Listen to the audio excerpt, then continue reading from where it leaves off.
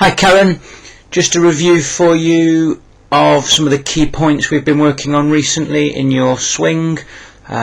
This is October 2011. On the right hand side, this is your original swing a couple of weeks ago. On the left hand side, this is your most recent swing with a few improvements. We've been working on swing plane. The definition of swing plane is that the lowest end of the golf club always points at the base of the plane, and the base of the plane is just inside the ball to target line. On the right hand side, you'll see the shoulders are a little bit open in the setup, pointing a little bit to the left hand side of your target, and immediately in the backstroke the club lifts off the swing plane, lifting with your arms and with your wrists, so we've not got enough pivot in your shoulders. On the left hand side, after working on pivoting a little bit better, keeping a little bit more connected, and when we say connected, keeping the club pointing a little bit more at your torso here, definitely got more shoulder pivot in this area, and you'll see the club shaft stays a little bit more on that swing plane.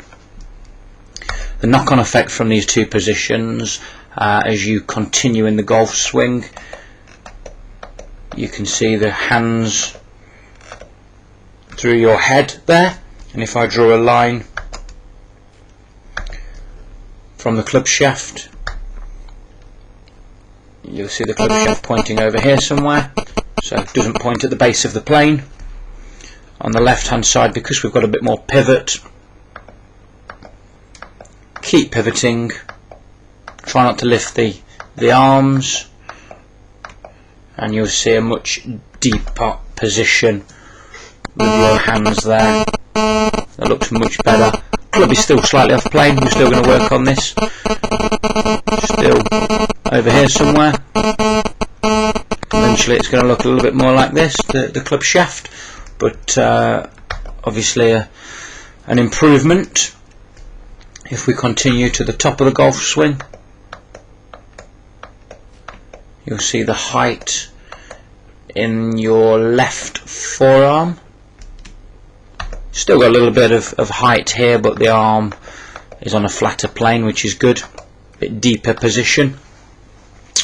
Now from there, as a result of everything that's gone before, and obviously you're a good player, you have to shallow the club out. So on the right hand side, this is your loopy movement that you can feel.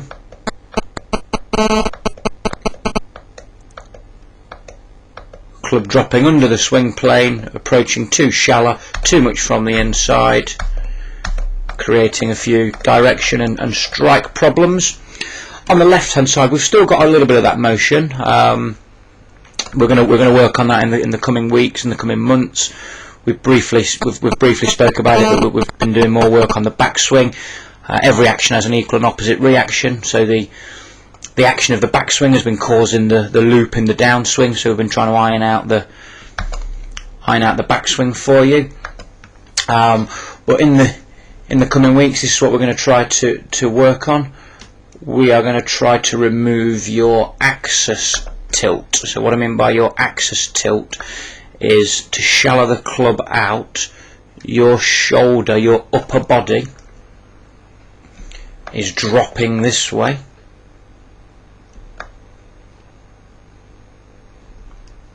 Just try that again. From the top of your backswing, you can see your spine changing its angle and your upper body dropping the club down.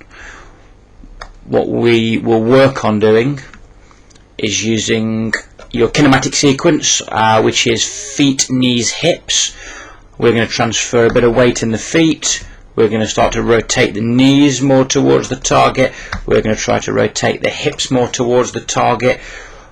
This will in turn bring your shoulders with the pivot, and the club will drop down on a similar path to what it's gone up. So we want to try to remove this shoulder drop, this axis tilt here. We want to work the lower body a little bit better, center the lower body. See how the lower body is not moving there? We want to center the lower body, which will drag the club a little bit more down this way, back towards the swing plane. Karen, I hope that's helped. We'll see you at the academy in a couple of weeks.